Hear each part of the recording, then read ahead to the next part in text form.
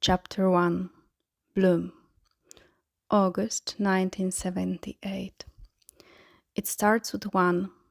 Regulus stands on the Potter's front porch next to Euphemia. Beside her, Flemont. The three of them stand in line, shoulder to shoulder, to watch James and Sirius leave. Not forever, of course. They are only moving to a flat in central London, conveniently located between Diagon and Whitehall. The former is for Remus, who writes for the Daily Prophet, and the latter is for James and Sirius, who want to be closer to the Quidditch League headquarters. They will officially join the Montrose Magpies come September.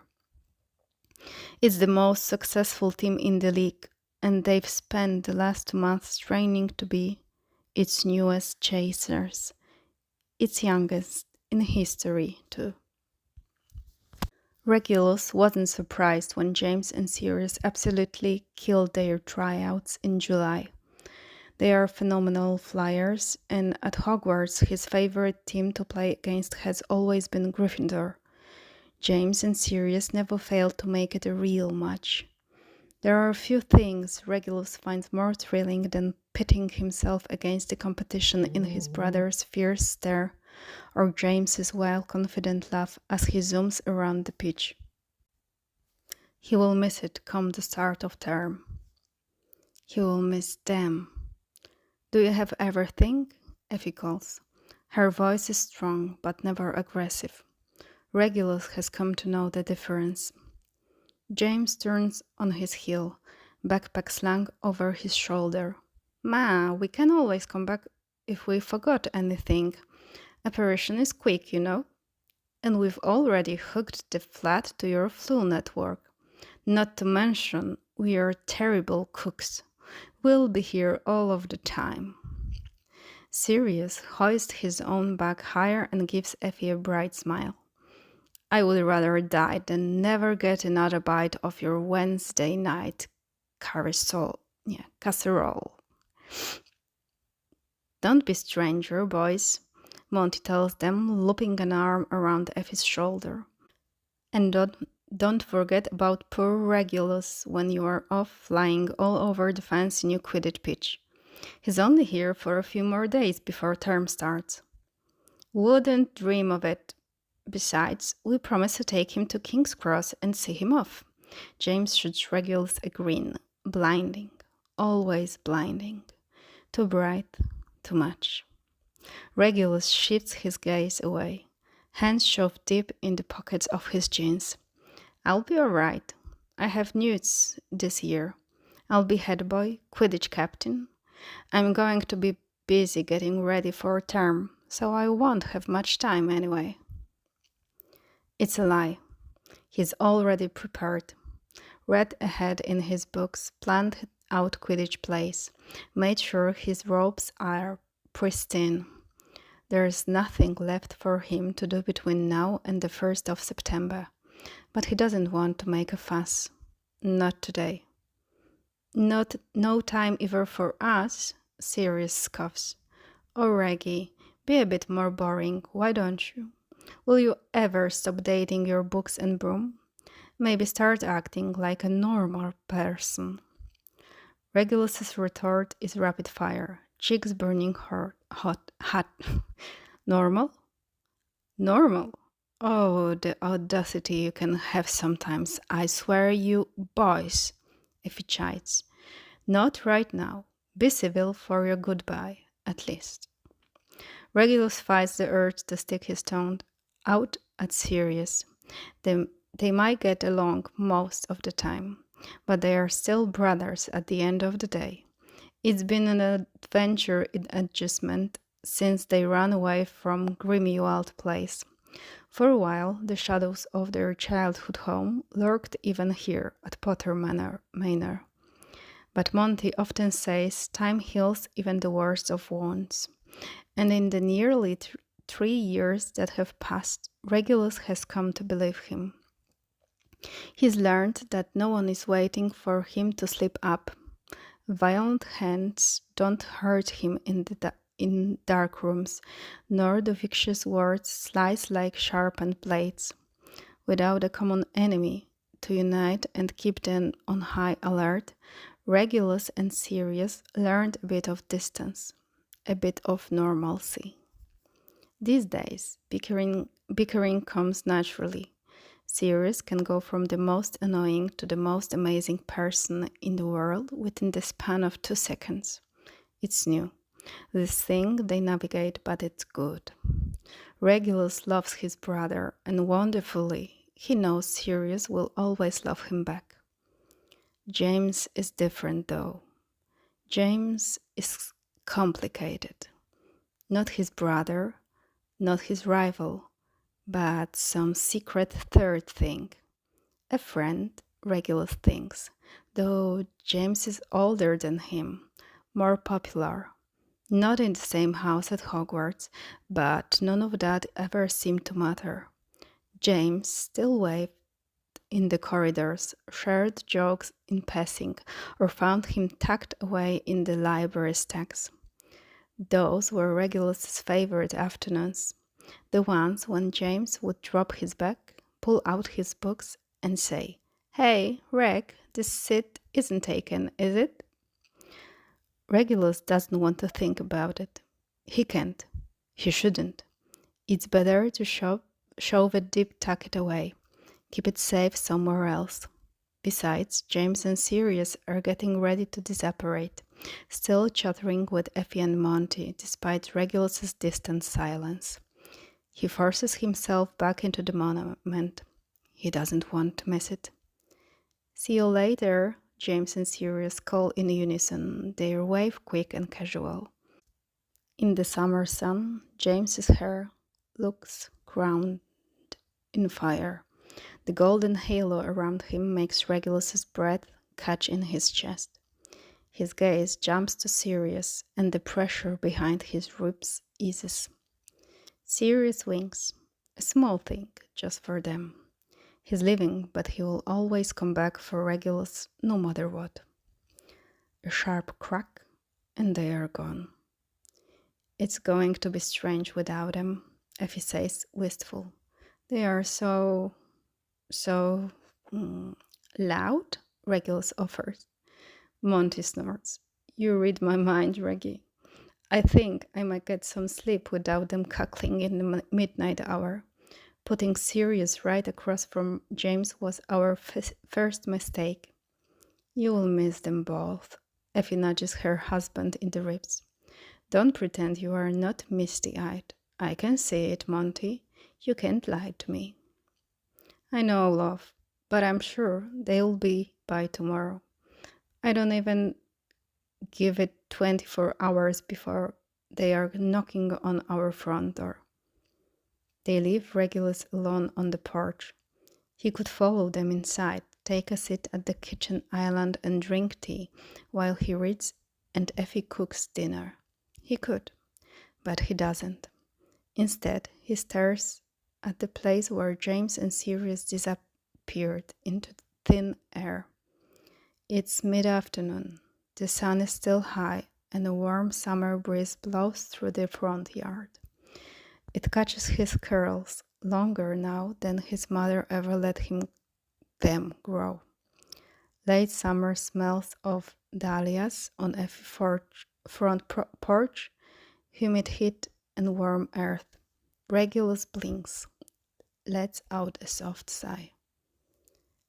Initially, he wanted to go with his brother, even though he and Sirius have managed a healthier relationship.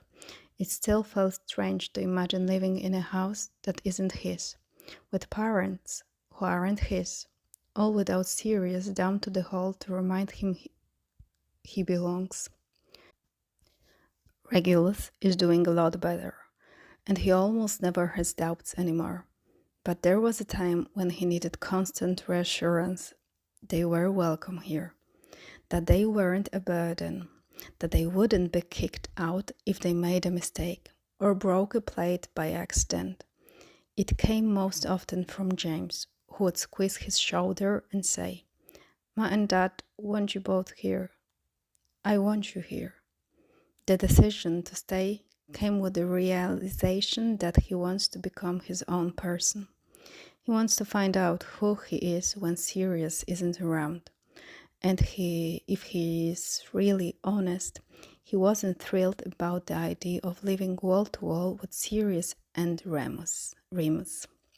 There are things he never needs to hear, ever. Besides, he won't be at the Manor all that much. He's going back to Hogwarts in a few days, where he'll be too busy with studying Quidditch and his own friends to pay much mind to anything else. Still, it will be strange to live in the Manor without his brother, without James. A second gust of wind blows through, disturbing the trees and Regulus's t-shirt. This is when he feels it, an itch in his throat, like the first tickle of a cough, but worse with each second. He feels dizzy, turned around, in an attempt to scratch the itch. He opens and closes his mouth, clears his throat. The itch persists, so he tries again. Determined, he clears his throat with more gusto, but it doesn't help. It makes it worse even.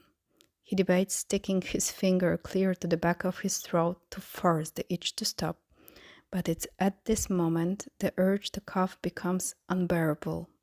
He reaches to cover his mouth, feeling sick, like he might vomit all over the porch. He doesn't, but the cough comes from somewhere bone deep in his chest. There's something on his tongue, velvet soft and foreign. Regulus pulls his hand away from his mouth. In his palm, a flower petal. 3 days. A short time for most things, but oh so long when your days are filled with nothing but waiting. Late summer is slow.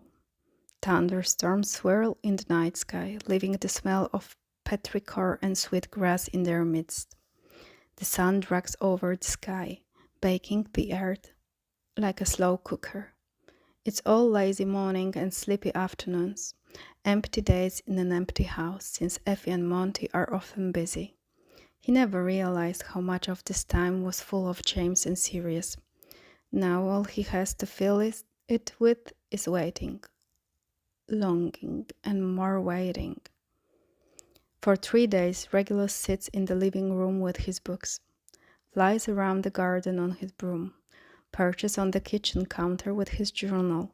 He chats with Effie while she cooks, sometimes with Monty when he's not in his study.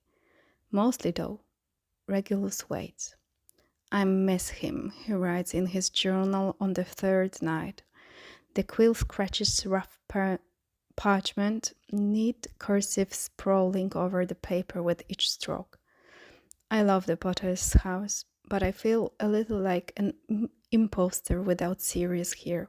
I know Effie and Monty would tell me I can stay here forever if I want, but I'm used to Sirius living here too. But this will be good for me, I think. We're growing up. I can't cling to his hand for the rest of my life. Regulus pauses. He bites the top of his quill, then grimaces. He's picked up his nasty habit from James. Oh, right. Him. I also miss him. Crossed. There's someone else I also miss, but that's not something to dwell on. Friends miss friends. Then again, I don't have many friends like him. He's friends with everyone. I doubt he misses me. I doubt he remembers I exist when I'm not in the same room as him. I doubt he... Regulus looks up and frowns. He shouldn't be writing about this. His journal is enchanted 7 ways to Sunday, but it's not impenetrable. He would have to fake his own death and move to Antarctica if anyone read this. It's stupid. Ridiculous even. Regulus is above this. Or he should be. He's tried for so long to think about everything else but this. this thing sitting on his chest. It's an albatross, growing heavier the longer he tries to ignore it. But here, in the warm lull of late August afternoon, passing the hours by himself, he's given in to weakness for a moment. With a sigh, he continues. That got away with me. I'm feeling some way. It's the heat, I think. The end of summer. It's strange to be in this house alone after 3 years with them. But I'm off to Hogwarts in 2 days, and that will be it. What will it feel like to roam the corridors of Hogwarts and know I'm not going to bump into him, cross them? He wanted to write more, but Effie calls from downstairs. Dinner! And he quickly tucks the journal away in its hiding place. The evenings pass much as the days do, with the windows open to allow a summer's breeze to blow through. He listens to Monty lament about the gnomes that just won't leave the garden, damn it. And he laughs when Effie shares strange stories from her trip to the farmer's market. He goes to bed with a full belly and warmth in his chest, and he forgets all about the feeling he poured into his journal. Until the next morning when Regulus wakes to petal on his pillow. At first, he can't remember. Where did it come from? Did he leave his window open and was the wind strong enough to? It hits him hard. An Expelliarmus straight to the chest. This petal is the same as the other one, the first one, which he's tried really hard to forget about. Despite his trepidation, he's curious. He plucks the petal from the pillow and holds it between his fingers, running the pad of his thumb over the underside of it.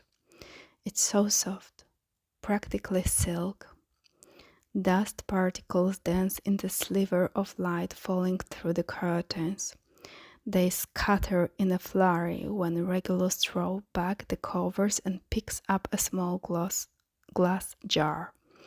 A light frown pulls his eyebrows together, but mostly he's intrigued as he drops the new petal inside the glass. It lands gently next to the other, two identical but strange alien things. He's not sure what to make of them yet. His stomach roars, startling him. It shatters his thoughts, so he pockets the pieces away for later. First, food. He can smell it now, wafting up the stairs. Quickly, he hides the jar under his bed behind a loose board in the wall, and yanks on his t-shirt. In the kitchen, Effie is busy making breakfast. It's a full fry-up, and the air smells of bacon and toast bread. It's enough to make Regulus' mouth water. Effie's cooking is one of the top perks of living with the Potters. Sunlight slants in through the black window, casting Effie's tan skin in a golden glow. She looks like a doting, protective goddess. For a moment, Regulus pauses to take in the scene. The domesticity and peace of so many sizzling pans, the ding of the toaster when bread pops up. It hits him in these small moments, the night and day difference between before the Potter's house and after it. There is a comfortable warmth in his chest. He's so overwhelmingly grateful Sirius brought him in here 3 years ago and that he decided to live at all. Reggie! Regulus flinches at his brother's booming voice. He is privately happy Sirius is here, but must he always announce himself in the loudest way possible? Regulus isn't even finished turning around when strong arms capture him in a bear hug. Sirius, Regulus grunts startled. Merlin's bed. Let go. You missed me, Sirius said, grinning. Don't even try to pretend you didn't. He releases Regulus, reaching to ruffle his curls, and goes to hug Effie. Rolling his eyes, Regulus glances around the kitchen. James and Remus are already huddled at the table with Monty, their heads bent together over a piece of parchment that looks very much like a contract. Curiosity is a hook under Regulus' ribs, tugging him forward. Closer. Reg, Remus says, stepping around James and Monty. How are you doing? Oh, hi, Remus, Regulus replies, choking back his rising annoyance at the fact that James hasn't said hi to him yet. He blinks a few times and swallows the disappointment. Stop being ridiculous. Yeah, I'm good. Looking forward to heading back to school in a few days. 7th year, Remus says a little wistfully. Don't let the professor scare you. Newts aren't half as bad as they say. No worse than owls, I think. Just study diligently and you will get outstandings across the board. You are both such swats, Sirius calls from the stove, where he's helping Effie load scrambled eggs onto a plate. Remus and Regulus roll their eyes in unison. Behind Remus, James nods to his father and folds the parchment into his pocket with a solemn air. He only smiles when he glances up and catches Regulus watching. Hey, Reg, he says cheerfully. Remus moves along, presumably in search of coffee, but Regulus stays where he is, rooted to the spot, waiting. Always waiting for James to give him a bit of his attention. Dad says you figured out the crossword for yesterday. I couldn't crack it, not even with Sirius's help. Oh, yeah, well, you lack imagination, Regulus replies, resisting the urge to flinch immediately after the words leave his mouth. Why does he always have to make some sort of dig? Why can't he make conversation like a normal person?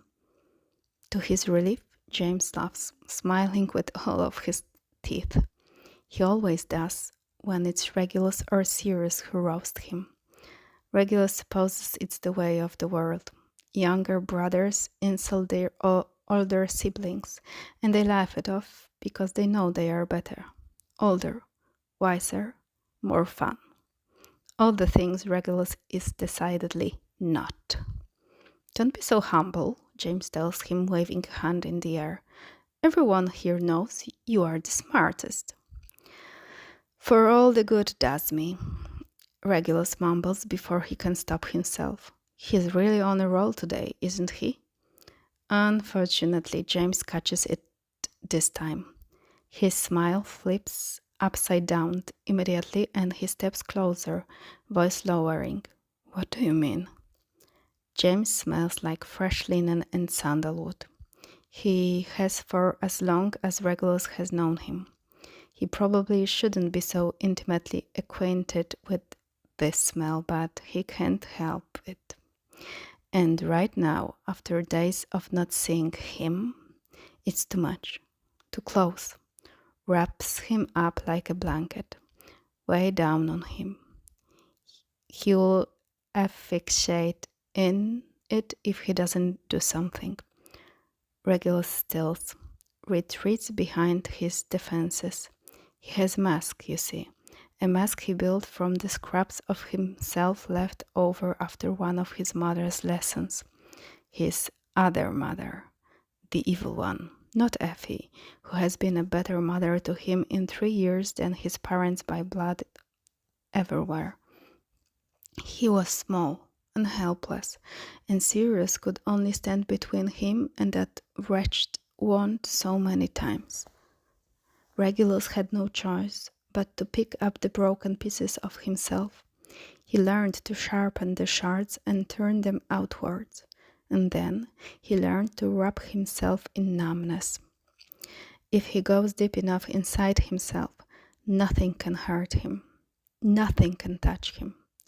He dons the mask now, not because he wants to hurt James or because he thinks James would hurt him. No, never. Regulus is pretty sure James would rather die than hurt anyone he considers a friend. but just because he doesn't mean to. Well, James being this close isn't something Regulus can handle right now. His chest is heavy again, but this isn't the time or place to unpack all of that. So, the mask. It's old and battered because here at the Manor he hasn't really needed it. Regulus uses it less and less these days, but perhaps he's a bit rusty and what's meant to be a seamless transition because James blinks, his frown deepening.